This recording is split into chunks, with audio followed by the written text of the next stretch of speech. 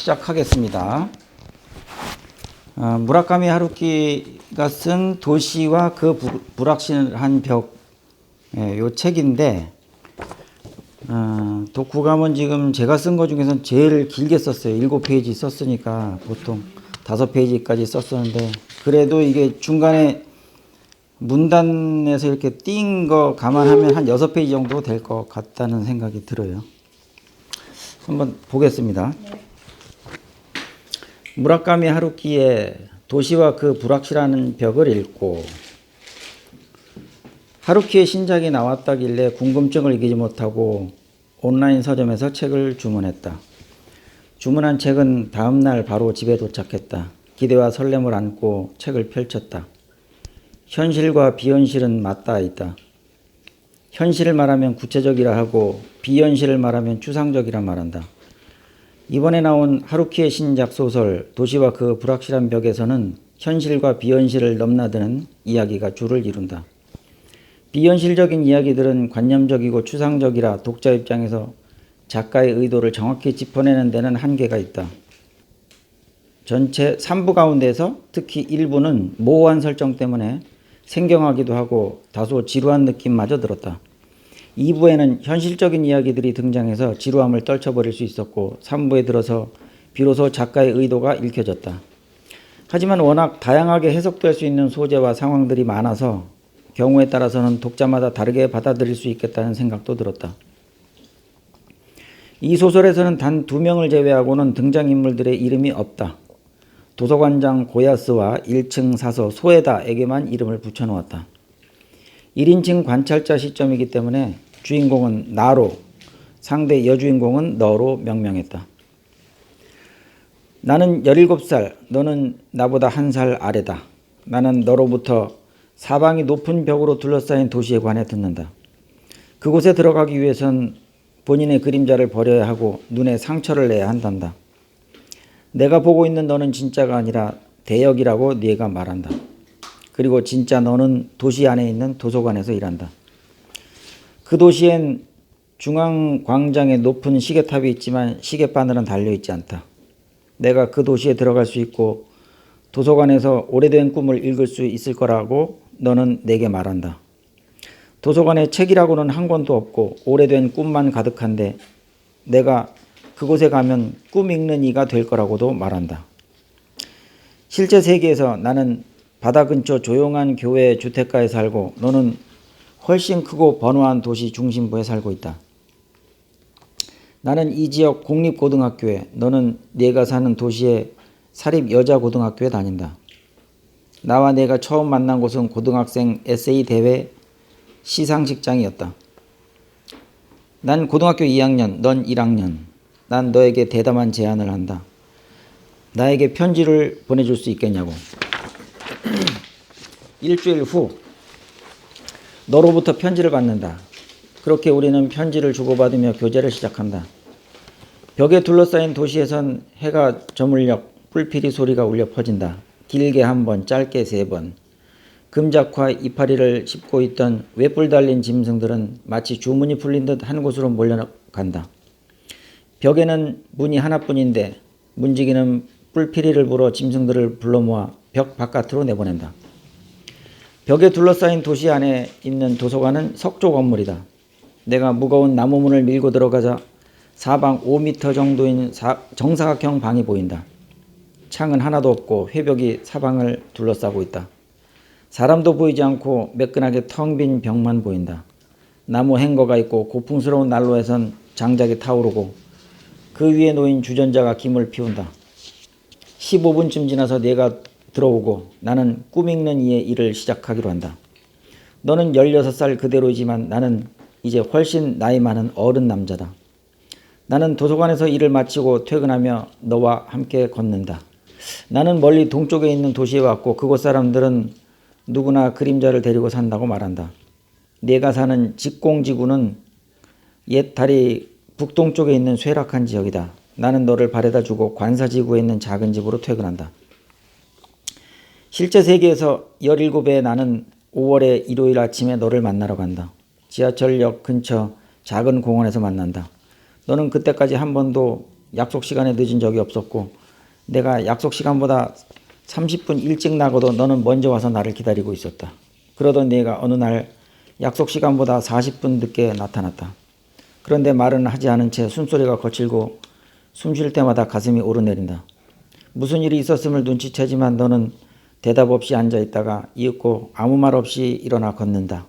나는 너를 따라 계속 걷지만 30분 후에는 출발했던 자리로 돌아온다. 너는 오열하며 울고 나는 어깨를 내준다.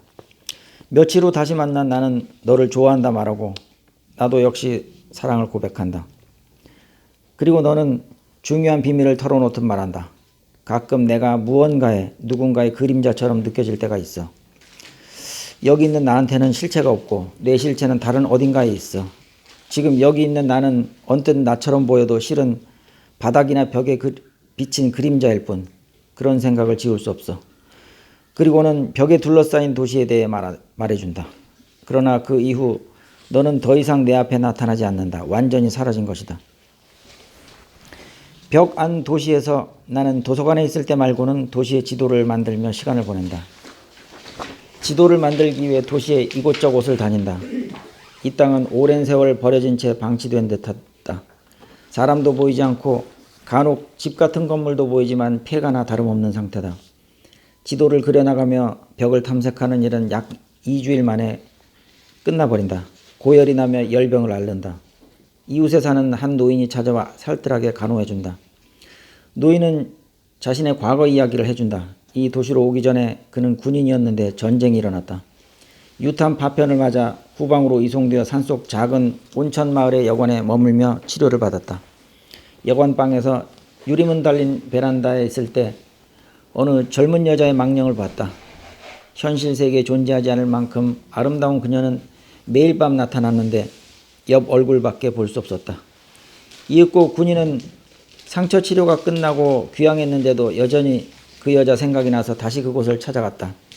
반대편 얼굴이 너무 궁금해서 그 얼굴을 들여다봤는데 결코 사람이 봐서는 안 되는 세계의 광경을 봤다고 말한다. 나는 열이 내린 후 오랜만에 도서관에서 일하고 퇴근한다. 노인이 찾아와 대화한다.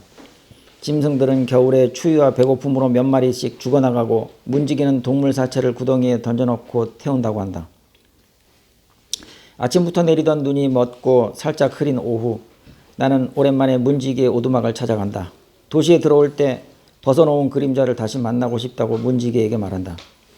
그림자 쉼터에서 지내던 그림자가 나를 알아보고는 대화를 시작한다.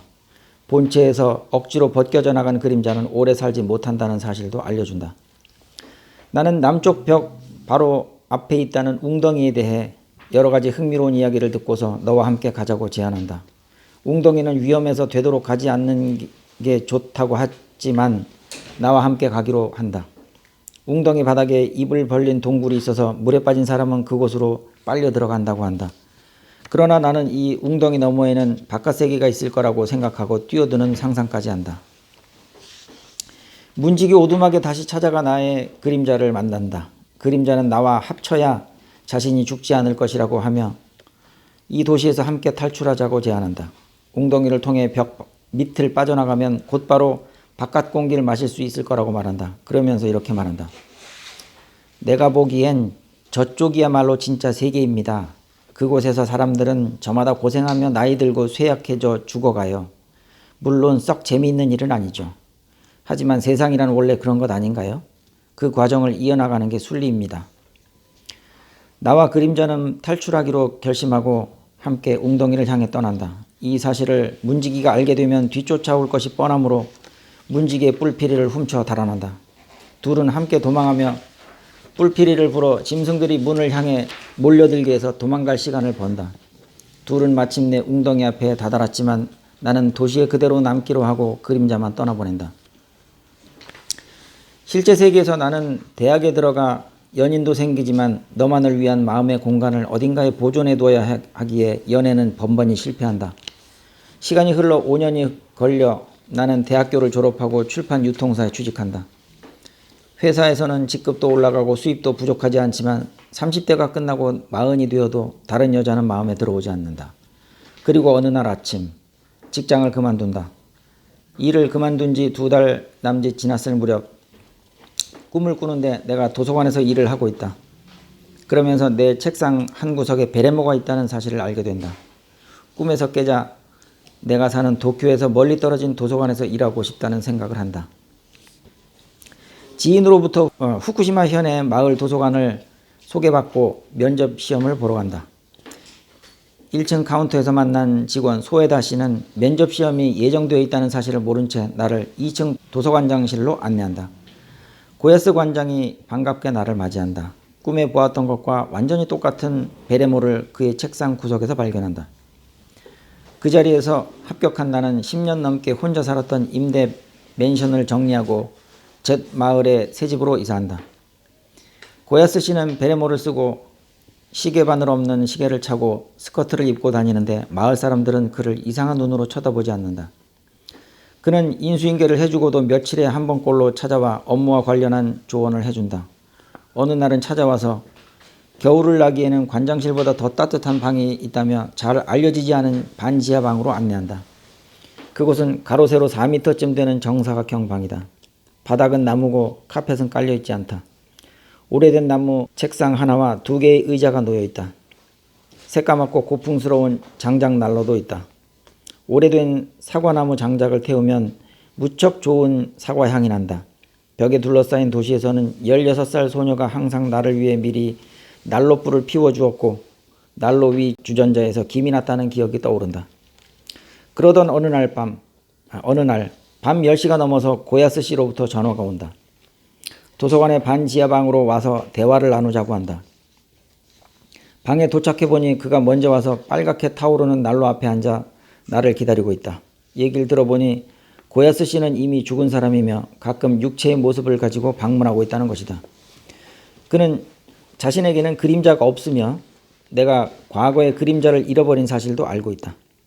이튿날 나는 소에다 씨를 관장실로 불러 고야스 씨에 대해 묻는다. 다른 사람에게는 보이지 않지만 소에다 씨와 나에게만 고야스 씨의 모습이 보인다고 한다. 도서관 건물은 원래 고야스 씨의 아버지가 운영하던 양조장이었는데 나중에 도서관으로 개조했다고 한다. 고야스 씨는 첫 아들을 잃고 아내는 그 충격으로 자살했고 그 이후 줄곧 혼자 살았다고 한다.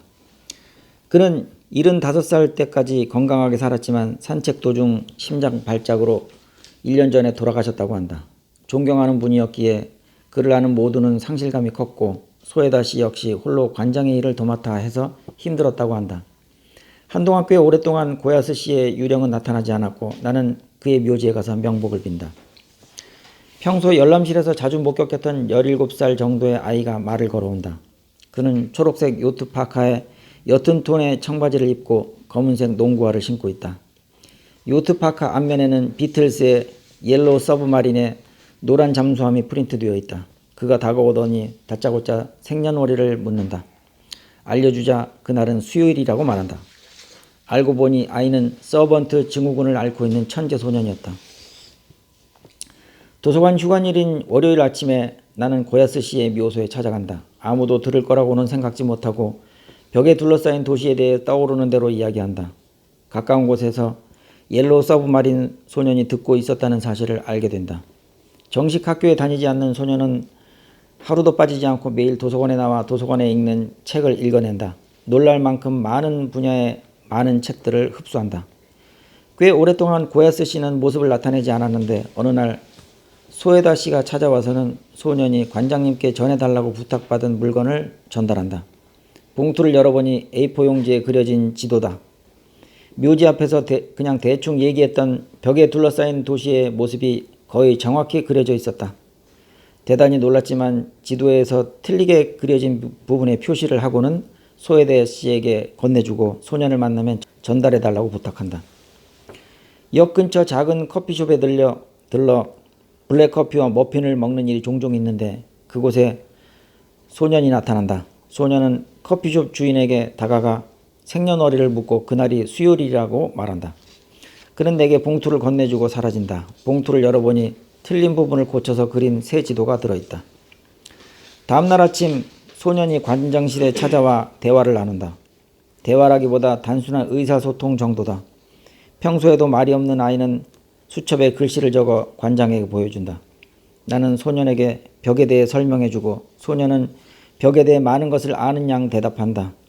벽은 역병을 막기 위해 만들어진 것이고 자신은 그 도시에 꼭 가야 하고 그곳에서 오래된 꿈을 읽을 거라고 말한다. 나는 고야스 씨 묘지에 갔다가 역전 커피숍에 들러 소년에 대해 커피숍 여주인과 이런저런 대화를 나눈다. 주인에게 식사를 한번 하자는 제안을 하고 그 다음에 커피숍에 갔을 때는 그녀를 집으로 초대해 요리를 해주겠다고 제안한다. 집에 가서 둘은 요리를 해먹으며 친해진다.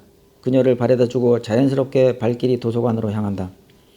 혹시나 하는 마음으로 반지하 방에 갔더니 고야스 씨가 불을 펴놓고 기다리고 있다. 옐로우 서브마린 소년에 대해서도 함께 의견을 나눈다. 소년이 갑자기 행방불명이 되자 소년의 집에서는 그를 찾아 나선다. 소년의 아버지는 도서관에 찾아와 관장인 나와 면담을 하고 돌아간다. 소년의 형들도 사라진 동생을 찾기 위해 커피숍 주인에게 찾아가 몇 가지를 묻는다. 큰형은 변호사, 작은 형은 의대생이다. 이들도 역시 나를 찾아와 동생에 대해 묻는다. 나는 소년에게 이야기했던 벽에 둘러싸인 도시에 대해서도 형들에게 간략히 말해준다. 40살이 넘은 나는 이제 벽에 둘러싸인 도시 안에 있다. 꿈을 읽으러 도서관으로 향하는데 다리 맞은편에 서 있는 옐로우 서브마린 소년이 눈에 들어온다. 다음 날도 소년을 발견했지만 그 다음 날은 보이지 않는다. 깊이 잠들지 못한 밤에 흠칫 잠에서 깼을 때 누군가 옆에서 내려다보고 있다. 마치 가위 눌린 것처럼 몸이 말을 듣지 않는데 그가 말한다. 당신이 태어난 날은 수요일입니다. 알고 보니 그가 옐로우 서브마린 소년이다. 그도 벽을 통과해 도시에 왔다고 하며 자신은 그림자가 없다고 말한다. 그러면서 나와 하나가 되면 그와 내가 함께 오래된 꿈을 읽을 수 있다고 말한다. 그리고 소년이 원래 나고 내가 원래 소년이란다. 이윽고 나는 깊은 잠에 빠진다. 그날 이후로 내가 꿈을 읽는 속도는 월등히 빨라진다. 소년과 나는 일체화되었다.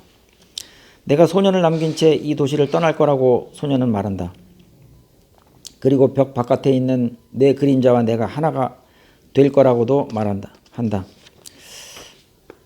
그리고 다음과 같이 말한다. 그렇습니다. 그림자와 본체는 아마 서로 교체되기도 할 겁니다. 역할을 교환하기도 하고요. 하지만 본체가 됐건 그림자가 됐건 당신은 당신입니다. 그 사실은 틀림이 없어요. 어느 쪽이 본체고 어느 쪽이 그림자인가를 따지기보다 각자 서로의 소중한 분신이라고 생각하는 편이 오히려 맞을지도 몰라요. 작가가 이 소설에서 전달하고자 하는 메시지는 독자에 따라서 매우 다양하게 받아들여지리라 생각한다. 모호한 개념을 서술하는 부분에서는 다소 명확하게 개념이 잡히지 않을 때도 있고 혼란스럽기까지 하다. 그럼에도 불구하고 이 소설이 가지는 매력이라고 한다면 단점인 것 같은 모호함이 오히려 해석의 다양성을 유도하는 요소가 된 듯하다는 점이다. 장황하고 추상적인 서술이 오히려 독자의 상상력을 최대한 끌어들이는 요소가 된다는 것은 매우 기이한 일이다. 평가야 분분하겠으나 대가의 작품을 감상할 기회를 얻었다는 점에서는 나름대로 소득이 있었다고 해야 할 것이다. 작가의 후속작도 기대된다. 네, 굉장히 긴 소설이라서 이거 비리를 갔는데 이건데 이거 요약하기가 굉장히 어려워요. 그리고 여기도 얘기를 했지만 1부, 2부, 3부인데 1부는 굉장히 추상적인 내용이 많이 나와갖고 이걸 끝까지 읽을 수 있을래나 그런 생각도 들었는데 이제 1부하고 3부하고 좀 연결되는 게 있더라고요. 나중에 보니까. 그러니까 뭐 네가 나고 내가 너고 뭐 네 그림자가 나고 내 그림자가 너고 막 이렇게 나오는데 이게 이제 정확하게 분석하기는 좀 어려워요. 네, 작가의 의도를. 그런데 이제 도시 그 벽 안쪽에 있는 나와 벽 바깥에 있는 나를 동일시하면서 이야기를 풀어나가는 거죠. 근데 사실 100% 이해는 안 돼요. 무슨 말인지. 하루 기식이 좀 그래가지고 이해가 다 되진 않아요. 근데 선생님 대단하시네요. 그러니까 선생님 유튜브 하시는데 내가 아까 사진 찍는다고 지나가서 괜찮아요? 괜찮아요?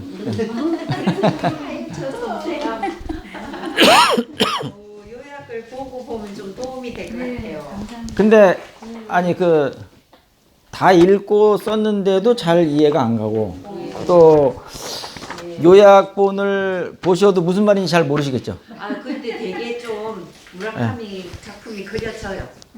맨날 네. 이렇잖아요. 어떤 뜻인지는 아시겠어요? 예, 맨날 이렇잖아요. 맨날 이렇게. 수상엽이 출상 현실 비현실이 오락가락하면서 선생님 정도 독해력이 되니까 이렇게 요약해 주시는 거죠. 세상에. 아 근데 되게 어렵더라고요. 어려워. 나는 그러니까 무라카미 하루키 거는 요약 못 하겠더라. 그 사람 머릿속에 완전히 들어가지 않는 이상 무슨 뜻인지 정확하게 알 수는 없는데 이제 추측만 할 뿐이죠. 아 이게 이런 뜻인가 보다. 그런데 그러면서 이렇게 인기가 있으니 어떻게? 예. 전 세계인이 좋아하니. 아니 그림도 추상화 그려놓고 이해를 하라고 얘기하는 거 아니에요. 그 관람객들한테. 그러면은 보는 사람에 따라서 아이 저게 무슨 장난이냐 그렇게 생각하는 사람도 있고 거기에다 의미를 부여해서 아 이건 이런 뜻일 거야 라고 생각하는 사람도 있고 가지죠. 근데 추상화를 그려놓고 이해하라고 하는 것처럼 이것도 그런 종류의 책이라고 생각이 돼요. 뭔가 아주 심오한 뜻이 있는 것 같긴 한데 그거를 정확히 짚어내긴 좀 어렵다.